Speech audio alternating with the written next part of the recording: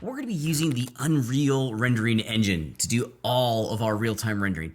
The Unreal rendering engine is unreal. It's amazing. It's one of the older rendering engines inside of our universe. They've been making games with the Unreal Engine for 25 years now, and it's a wonderful, wonderful work environment. All of the major AAA games are using the Unreal Engine as the core architecture and rendering environment for all the lovely visuals that you see in high-end visual effects, in real-time rendering, basically games.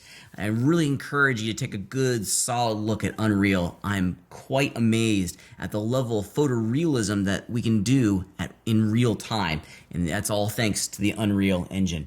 So the way we get going with this is really straightforward. I've just gone to unrealengine.com. It is absolutely free for you to download the source code, the original engine itself. What you're going to be downloading and installing on your machine is no different than what the guys and gals at Industrial Light and Magic or any other of Epic Games are using to make Fortnite. It really is the exact same tool set, which is pretty cool. So unrealengine.com is where we go. And of course, we're going to begin this process by clicking this download button in the upper right-hand corner of the screen. Now, make sure you check out your computer specifications. You are going to need some hard drive space. You're probably going to need about 50 gigs of hard drive space to download the engine, and then to also have all of your project files for this project stored on your computer. So make sure you double check, you look at all the system properties here. Now, if your computer doesn't match what's required for this, you can use another rendering engine. You can do all of this back in Blender if you'd like. Unreal is a great real-time rendering engine. You're going to find that the level of your work is going to skyrocket almost immediately when incorporating a real-time rendering engine into your production pipeline. Now, there's a couple of things you need to be mindful of when you get going here. As a student, you get free access to all of this stuff. Actually, everyone gets free access to all of this stuff, but it's a perfect environment for us to begin to explore this really new, wonderful playground. The first thing that you're going to do is to download the launcher. This launcher is a small bundle that will almost kind of create like a landing page for you. I've already gone ahead and done that. I've downloaded the launcher and I've installed it, and this is what I'm going to get. When you first open up the Epic Games launcher itself, you're going to find that there's a whole bunch of stuff that's at your fingertips. The Epic Games launcher is more than just your doorway to the Unreal Engine. It's also a doorway to the entire Epic Games online computer game library. So you can buy all the games that are made, or not all of them, but some of the games that are using Unreal Engine as the core architecture for their real-time rendering pipeline. For us, we continue our journey in the Unreal Engine, and I apologize if I'm in the way. It's on the far left-hand side of the interface. It says Unreal Engine. That's going to take you to a new portal.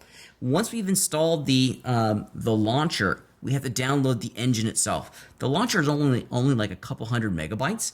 The engine itself is like 35 gigabytes of data. It's going to take a while to download it. You're going to find right here, let me see if I can get it out of the way. When you first launch, it's going to say engine versions, and it's not going to have anything in here. You want to click on this little plus icon, which is going to bring open the ability for you to download any number of versions of the engine that you want. Now, right now, the two active versions are version 5.1 and 5.2. For all that we're going to be doing in this class, we're going to be using 5.2. This is the architecture that we're going to use going forward, and it's wonderful. Version 5.2 is quite nice. You're going to see that there's a lot of stuff in here. Installing the engine is going to take a good minute, longer than a minute, maybe even an hour.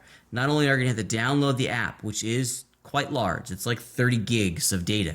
You're also going to have to wait for all of those files to be verified.